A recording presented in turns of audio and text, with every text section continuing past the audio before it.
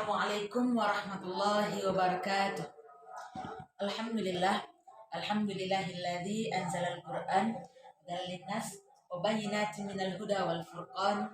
Asyhadu an la ilaha illallah wahdahu la syarikalah wa asyhadu anna Muhammadan abduhu wa rasuluh la nabiyya ba'da amma ba'd.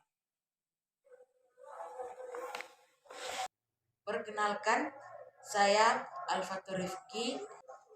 Baiklah, langsung ke judul kultum singkat kita pada kesempatan kali ini yang saya beri judul amalan-amalan baik yang dapat kita lakukan selama bulan Ramadan.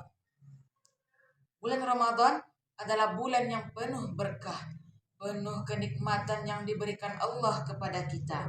Keberkahan-keberkahan di bulan Ramadan tidak dapat kita temukan pada bulan-bulan lain. Hanya dapat kita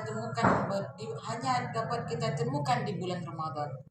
Apa saja yang dapat kita temukan? Apa saja amalan-amalan baik yang dapat kita lakukan? Mari kita bahas satu persatu. Amalan baik yang dapat kita lakukan yang pertama adalah tentunya berpuasa. Berpuasa di bulan Ramadan merupakan hal yang wajib untuk orang yang beriman.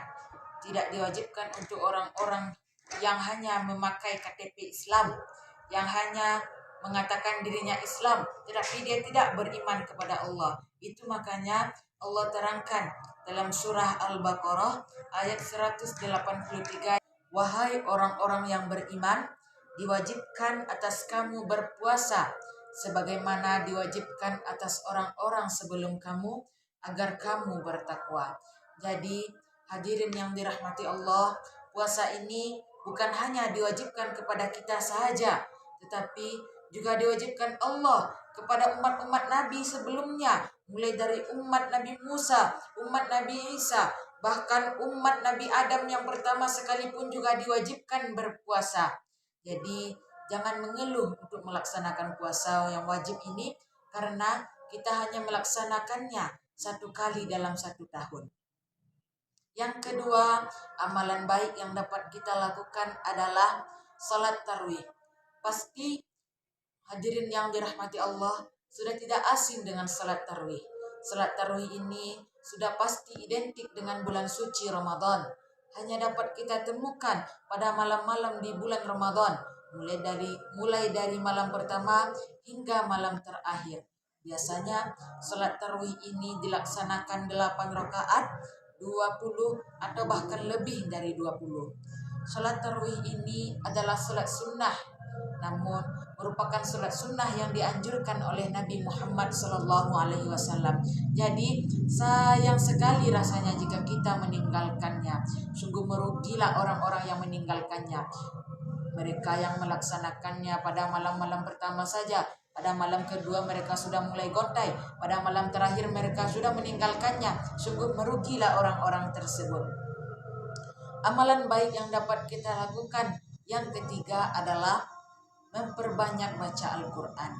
Seperti yang diketahui hadirin, Al-Quran merupakan kalamullah yang diturunkan kepada Nabi Muhammad SAW,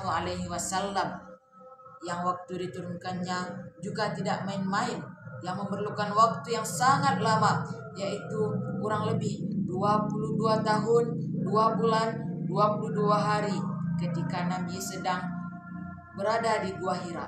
Nah, malaikat Jibril datang dan menyampaikan wahyu pertama, yaitu surah Al-Alaq ayat 1-5.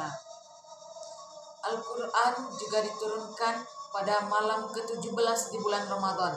Itu makanya jika kita banyak membaca Al-Quran di bulan ini, itu salah satu penghargaan kita, bahwa dengan cara itu kita dapat memperingati hari nuzul Quran, yaitu hari diturunkannya Al-Quran.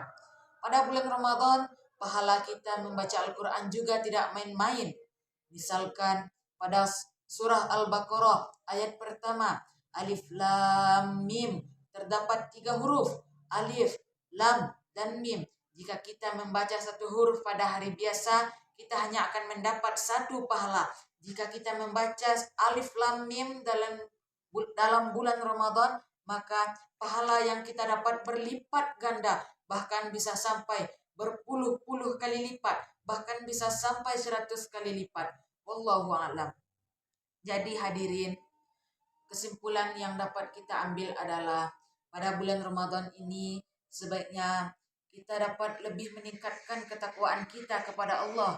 Jangan kita sampai gontai, jangan kita sampai meninggalkan puasa, jangan sampai kita meninggalkan salat tarawih, jangan sampai kita mengurangi membaca Al-Quran. Di tahun-tahun sebelumnya kita boleh lalai, namun di tahun sekarang alangkah lebih baik lagi jika kita melaksanakan semua itu hanya untuk mengharapkan ridha Allah Subhanahu wa taala. Jadi hadirin, marilah kita laksanakan amalan-amalan baik tadi. Semoga kita mendapat ridho dari Allah Subhanahu wa taala. Amin amin ya rabbal alamin. Akhirul kalam. Wassalamualaikum warahmatullahi wabarakatuh.